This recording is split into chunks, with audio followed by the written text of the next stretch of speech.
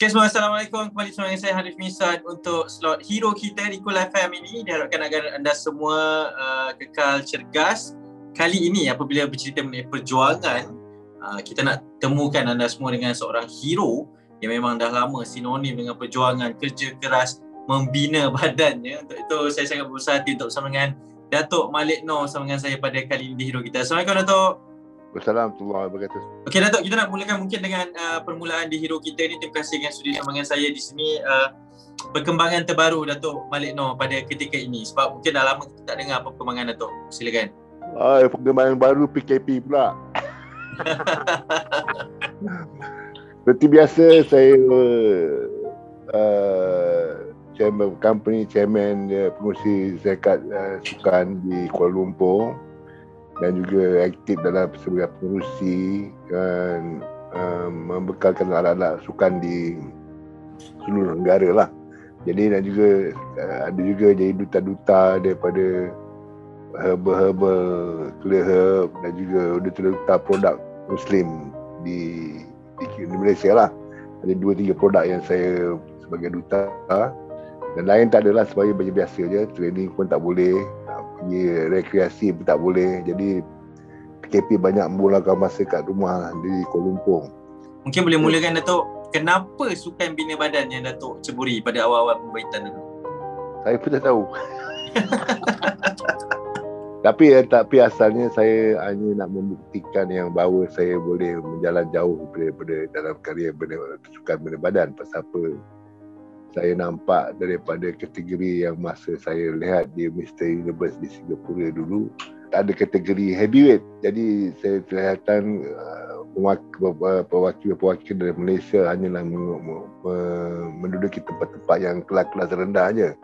Jadi saya begitu yakin yang saya boleh menceburi bina badan dengan berjaya dan boleh membuktikan adanya heavyweight daripada Malaysia untuk mewakili ke peringkat antarabangsa. Jadi saya pun ceburkan diri dalam bina badan masa selama 2 tahun. Lagipun senang di dalam masa itu saya punya diploma dalam Physical Nutrition Education. Jadi saya boleh memenimbangkan pemakanan saya dan latihan saya. Jadi senang itu je. Itu senang bagi saya untuk meneruskan karier sebagai bina badan.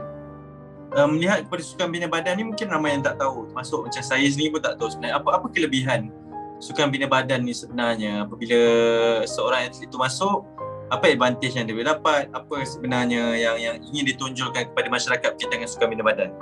Jadi soal bentuk badan tu memang kita memperkasakan, mempamerkan tubuhan yang segak lah. Lagi dia bentuk dia cari bentuk dia kecantikan mereka. Muka mesti ada cantik lah kan? Tak ada muka, tak ada menang. Macam Miss Universe, macam Miss Universe, Miss World, perempuan punya, kita Mr. World, Mr. Dunia juga. Jadi itu yang kita orang kecantikan, kehalusan kulit, kecantikan badan, kecantikan otot-otot, kerendahan lemak, the muscularity, itu semua dah berkira tu, semua dah kira. Ada point semua. Ya.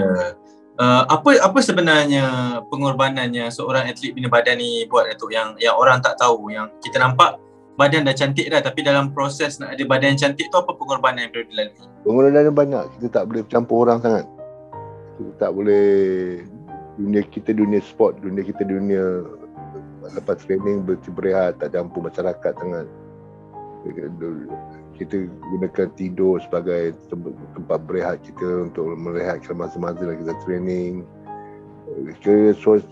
Semasa zaman saya dulu, sosial tak kurang lah, memang sosial kurang.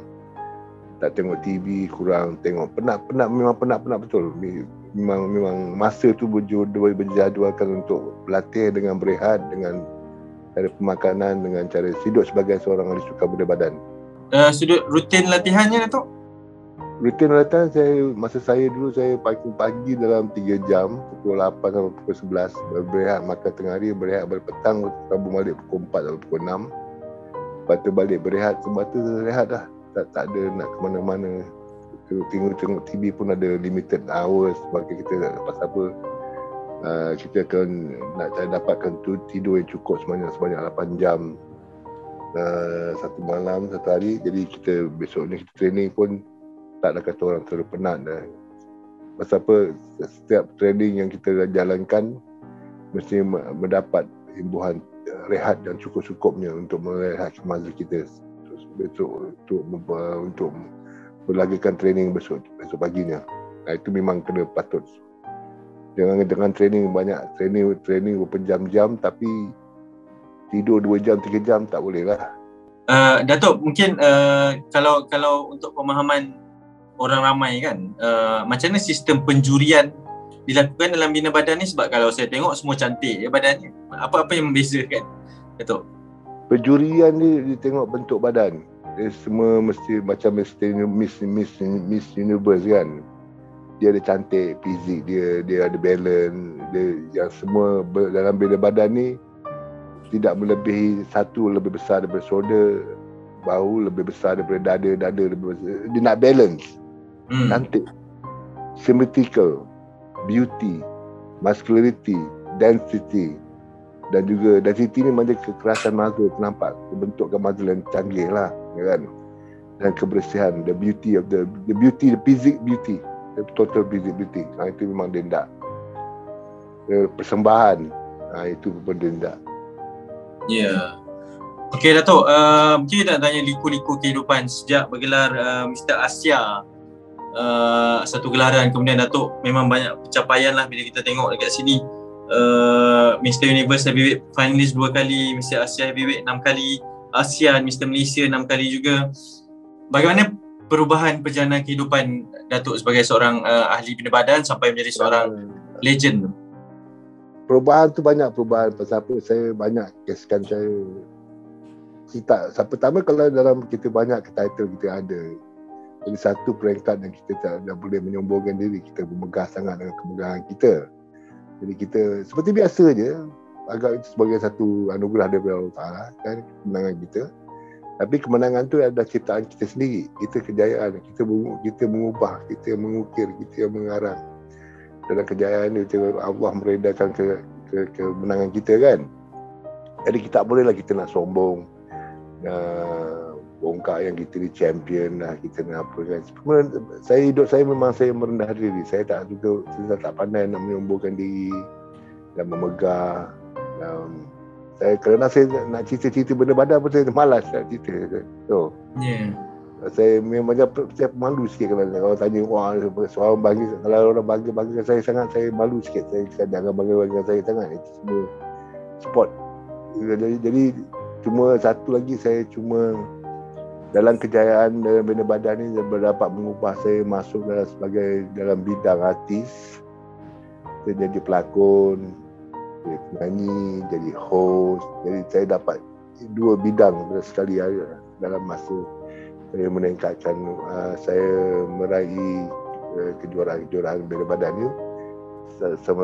Sekaligus saya merangkuli dalam dunia artis, dunia filman. Apa pencapaian yang paling Datuk kenang ataupun momen yang paling Datuk kenang dalam sukan bina badan sehingga sekarang ni? Kalau minta pilih satu ke, apa momen Datuk? Momen yang pertama sekali saya pertama kali dianugerahkan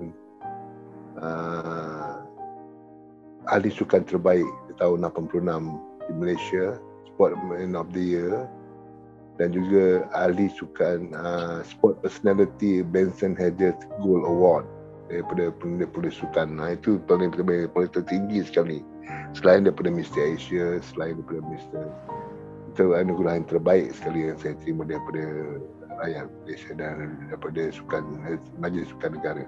Ya, antara cabaran-cabaran yang Datuk pernah hadapi, sebab kita bercerita mengenai Datuk dapat anugerah, Datuk menang ni kan, tapi cabaran yang orang tak tahu Datuk, momen mungkin kejatuhan ke ataupun kepayahan ke dalam arena bina badan. Itu kesusahan masa tempoh yang saya lalui, dulu saya tidak dapat bantuan daripada kerajaan semasa mula-mula saya keluar tu. Jadi banyakkan pembelajaran saya semua saya sendiri. Saya pergi training di Australia pun saya duit saya sendiri. Saya training di Hong Kong pun saya duit saya sendiri, belajar saya sendiri. Saya minat benda ni, tapi setelah saya mewakili menang Mr. Juara Asia Heavyweight kedua kali, barulah Majlis Sukan Negara membantu pembelajaran saya. Datuk melihat kepada, pernah tak ada momen-momen untuk give up ke, tak nak teruskan ke dalam dunia bina badan ni? Mula-mula saya nak give up, tapi tak apa, pasal keminatan saya, tak apa, saya belanjakan duit diri sendiri, tapi saya nak buktikan yang saya anak Melayu yang pertama yang mewakili heavyweight di peringkat dunia. Apa motivasi Datuk dalam meneruskan karier ni? Sebab yalah, tak nampak yang manis je, mesti ada yang pahitnya. Tapi sepanjang meneruskan karier ni, apa motivasi Datuk? Motivasi kita dalam sebab apa benda pun kita buat dalam dunia ni, apa benda pun kita sukan yang kita masuk, apa pun bukan sebagai sukan, kita mesti yakin sebab apa yang kita buat. Kita mesti tahu apa yang kita hendak. Dalam hidup ni ada keyakinan. Kalau ada keyakinan, ada motivasi, kita mesti ada motivasi sebagai nak jadi siapa kita, kira macam you dah jadi pengacara, mesti jadi pengacara kan, kira mesti ada, you nak belajar komunikasi lah, itulah ini semua. Kita mesti ada impian hidup. Kalau kita tak ada impian hidup, bikin apa kita hidup? Tak? Sebab tu masa saya dalam budak-budak sekali, saya impian hidup saya nak orang yang berjaya. Saya nak jadi orang yang berjaya, saya jadi orang yang terkenal, jadi orang yang boleh beremuskan negara. Saya nak jadi ahli sukan yang terbaik. Tak tahu bila badan pilihan saya. Padahal saya dulu pemain bola, jadi inspirasi saya dalam masa mengenali diri tu, saya rasa saya bagus dalam bina badan. Pasal apa? Saya ada boleh ada sifat berdedikasi.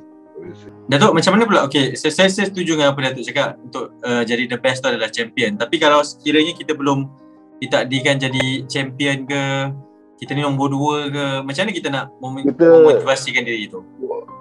Kita mesti mengenal kekalahan bukan makna penyudahan hidup dalam dunia. Kekalahan adalah satu motivasi, mengenal diri sendiri.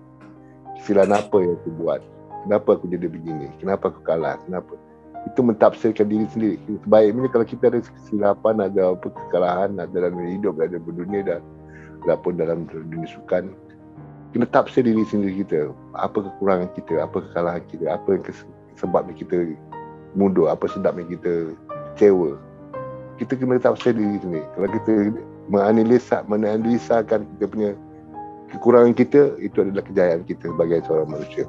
Mungkin nak tanya berkaitan dengan pandangan Datuk lah, berkaitan dengan sukan bina badan sekarang ni. Kalau dulu memang gah dengan nama Datuk Malik Noor ada di sana, beberapa individu lain juga. Sekarang macam mana Datuk melihat kepada perkembangan sukan bina badan di negara kita ini? Sekarang sukan bina badan, alhamdulillah, banyak gym merata tempat, pemakanan pun senang, protein pun senang, tempat latihan pun senang, kursus pun senang. Mula-mula saya keluar dulu pun saya buat kursus juga bina badan bersama Malik Noor.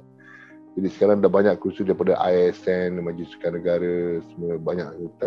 Cuma lagi masalahnya kadang orang bertunjukkan bina badan ni sekarang banyak menggunakan drug.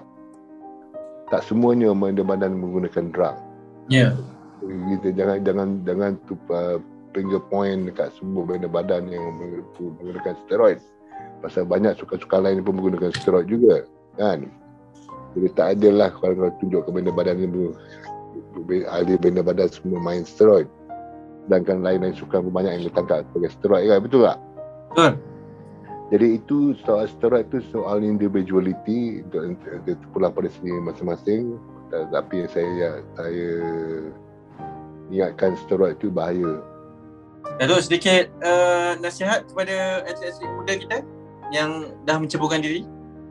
Dalam bina badan saya rasakan berlatih, kaji diri sendiri, tengok fizik dulu.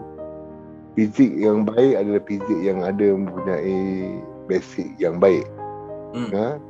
Jadi yang lepas ada basic yang baik, kemudian tanya diri sendiri, how far you want to go during bodybuilding, sebagai recreation ataupun sebagai professional bodybuilder ataupun hardcore bodybuilder.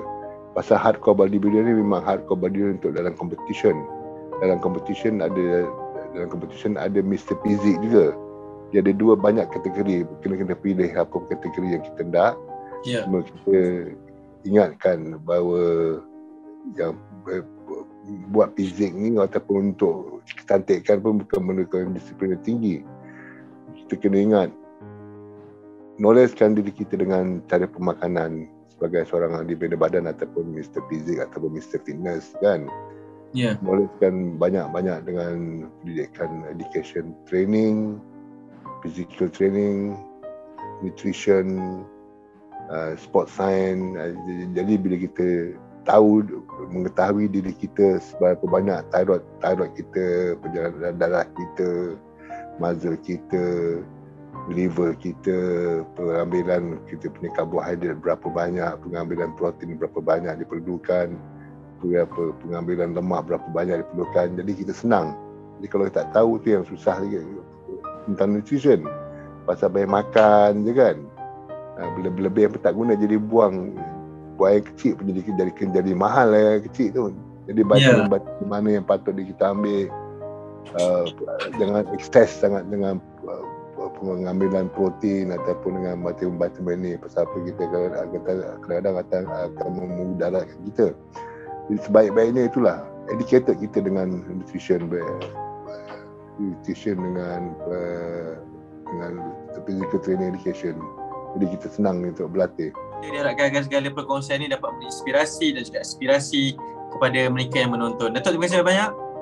Sama-sama. Assalamualaikum. Waalaikumsalam. Bye-bye.